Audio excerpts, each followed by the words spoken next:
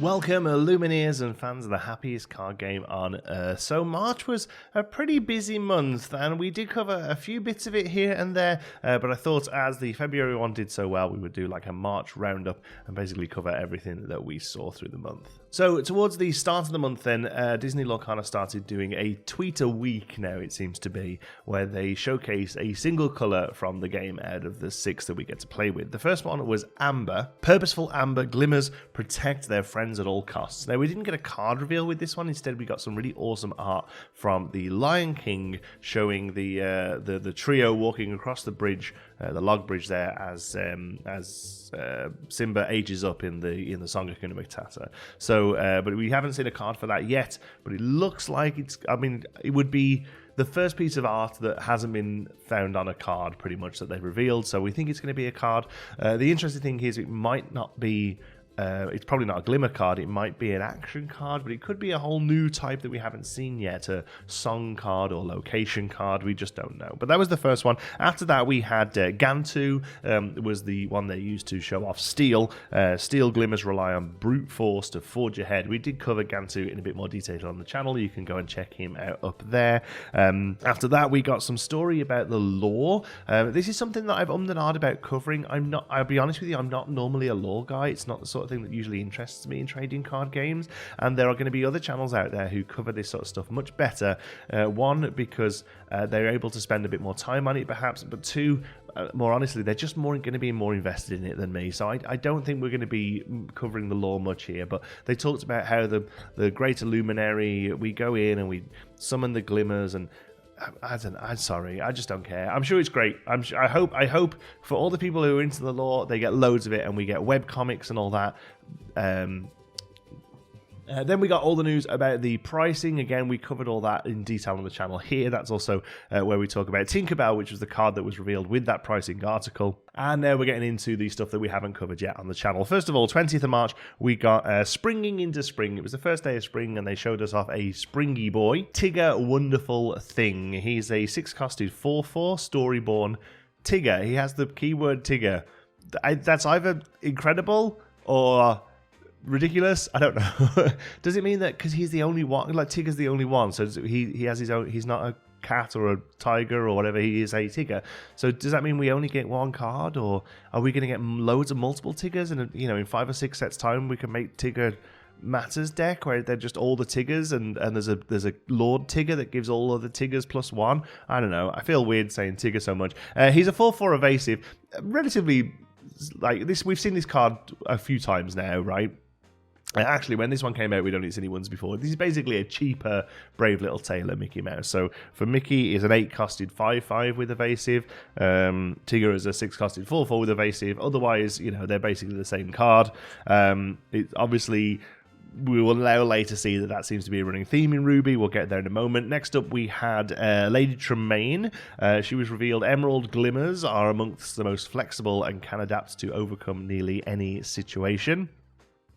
She's a 6-costed 1/5 in Emerald, and she's a Dreamborn villain, and she has the ability Do It Again. When you play this character, you may return an action card from your discard to your hand. Exciting stuff, this one. First of all, she's one of the big butts that we get to see today. When we talk about big butts or big booty in card games, it refers to characters that have a power and toughness, or a offensive stat and a defensive stat, where the defensive stat is large, and pretty much it exclusively means that it's when the defensive stat is much larger than the offensive stat, or noticeably larger than the offensive stat.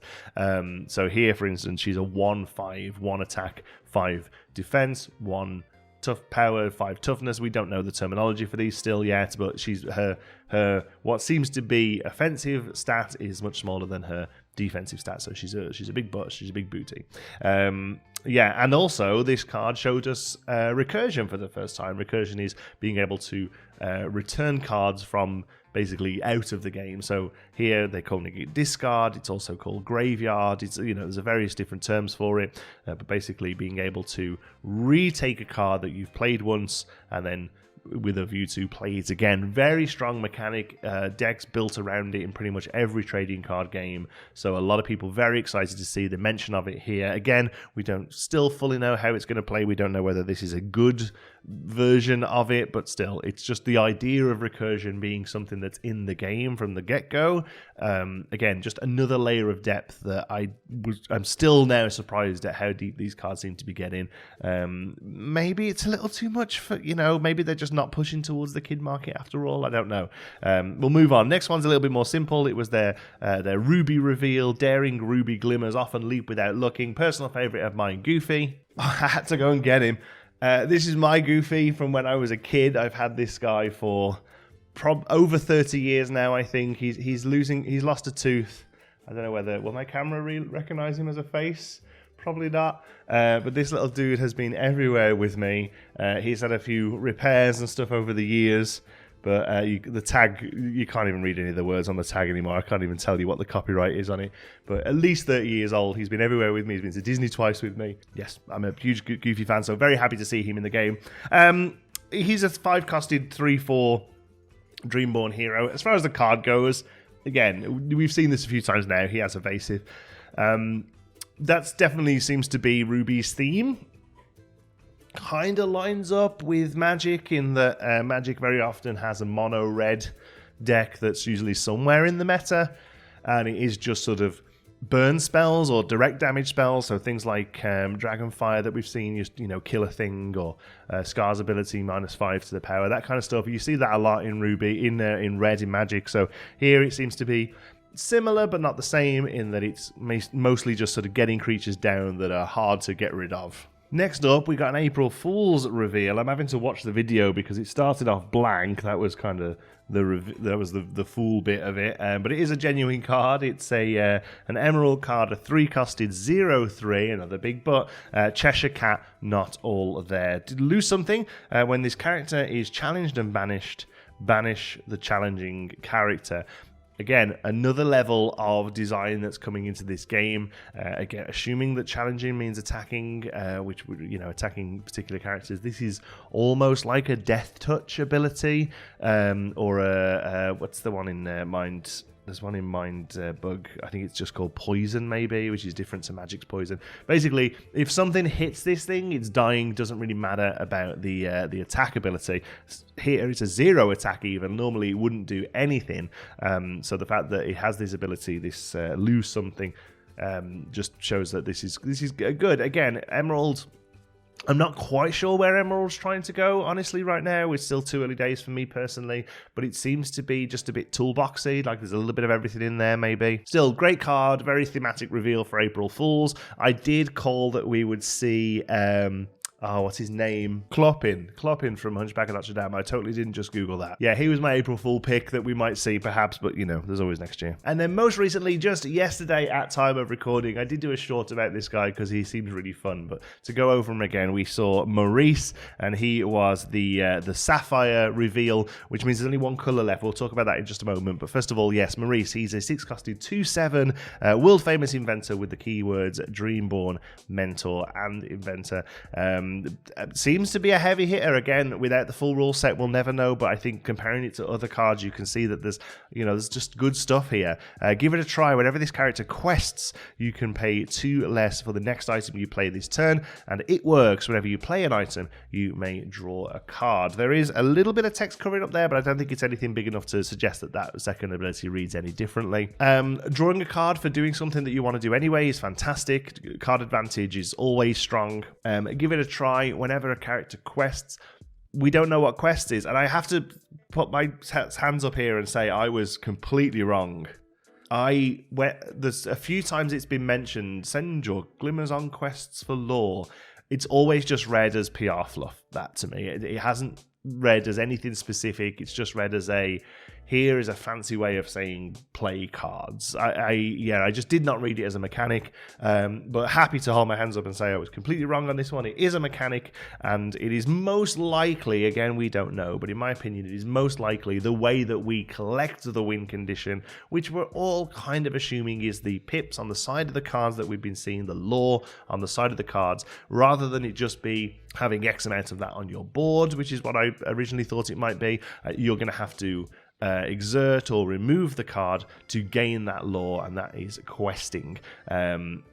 And then it's the game really then shifts a little bit. So it's do I just focus on myself? Do I just try and advantage my own win condition? Do I just try and advance my own win condition, or do I affect the board state and slow down the opponent by challenging, by tapping the creatures for other abilities such as Elsa's one to tap down something else? Yeah, I think that's probably where we're going to see. I think that's probably what questing is. Again, we don't know just yet. What we will know soon. So we now know when we're going to get gameplay. The last color we need to see is amethyst. So far, most of the amethyst stuff we've seen has been items. So, but there is non-item stuff we've seen, obviously. But it'd be really interesting to see the next amethyst card. Again, we've pretty much had one of these a week where they've sort of given us a bit of sort of lore about each color. So next week, if we see an amethyst one, and then the week after that is pretty much Gamma Expo, which is a large industry-focused gaming expo happening in Reno. And they have said that there is going to be gameplay demos there. Now, first of all, don't run away from this video and try and buy a ticket. Chances are, if you don't know about Gamma at this point, you're probably not going to go. It is an industry-focused event. So for the most part, the majority of people there are going to be working in distribution and retail within the space. There are press opportunities, though. I know there are some content creators going, which is amazing. Fortunately, I'm not able to, but my boss is going. I manage a game store. The owner of the game store and my boss, Tim, is going to be at Gamma, and I have said to him, by pain of death, if he doesn't instantly call me with every single piece of information he can find. So next best thing, I won't be there, but hopefully I'll be able to let you all know about what happens there sooner than later. But yes, they have said there are going to be short gameplay demos available to the people attending the convention. So that means we kind of have to have rules, at least a basic rule set. Because it's going to be leaked. You know, people who play this game at the convention most likely aren't going to be doing it under any sort of NDA or non-disclosure agreement. So it's going to be put out there. People might even film it. People at least are going to be talking about it, writing up posts or you know, even just like on social media. So they're going to have to speak about how the game plays at this point, because if they don't, then other people will and might get it wrong. So I wouldn't be surprised if we see some sort of video either from the event or to tie in with the event that goes out and shows at least the basics of the gameplay, at least you know, most likely what's happening in this demo that they're going to see at Gamma Expo. The thing I would reference is very recently there is a new miniatures game coming out for Star Wars called Shatterpoint, made by a company called Atomic Mass Games, and the release cycle has been very similar to Lorcana. We got the very first announcement, which was just a video showing off a few of the pieces. And then over the time, they've showed new models and a few cards. Most of these miniature games will have a model and then a data sheet that goes alongside it, be that in a card or a book. So they've been showing a few cards, but they don't really explain what any of the cards mean. Again, much like Lorcana, they've showed us Quest, but we don't know what Quest does. And then at Adepticon a couple of weeks ago, which is a miniature models-focused event, they had gameplay demos. They were very scripted. It was just the first turn of the game, and you were basically told what you were going to do. Let's try moving this guy over to here, and you can roll some dice, and oh, that's pretty good. Why don't you try and attack this guy? You know, very scripted to show you some of the key points of the game. We still don't have a complete rule book or anything like that. This is the kind of thing I expect to see with Lorcana. You're most likely going to sit down and be given a hand of cards that's almost prepped for you, so you can say, oh, why don't you play this guy? Oh, look, now you're going to be able to tap him. And, you know, I think that's probably what we're going to see, a sort of handheld walkthrough of a very sort of basic game. But I'm pulling all this out of my ass. I don't know. I could be completely wrong. They could just hand out starter decks and say, have fun, go mad. But that's more likely what I expect to see. So that's only a couple of weeks away. Until then, what are we going to do here on the channel? We'll get a card reveal next week. We'll probably cover that. I have a video that has been done for quite a while, but I haven't just kind of been able to finish it, which is other games to play whilst you're waiting for Lorcana. There isn't that much of a wait now, but I'm still hopefully going to get that one out soon. And for those of you who didn't see the ridiculous thing I did last week, which is a parody song, a link up here. We all have to watch it. You should have to as well. There's another one of those come in. It's pretty much done. At time of recording, if this goes out today, I might put the song out tomorrow. Don't hate me. I'm a glutton for punishment. Anyway, that's all for now. Thank you so much for watching. I really hope you've enjoyed it. If you have, please don't remember to give us a like. Do remember to give us a like. Throw some comments down below as to what you think we're going to see at Gamma in a couple of weeks. Am I completely off? Do you think I'm right? Let me know. I'd really love to hear your thoughts. If you're not already, don't forget to subscribe so you don't miss anything here from the Illumineers. Until next time, be good.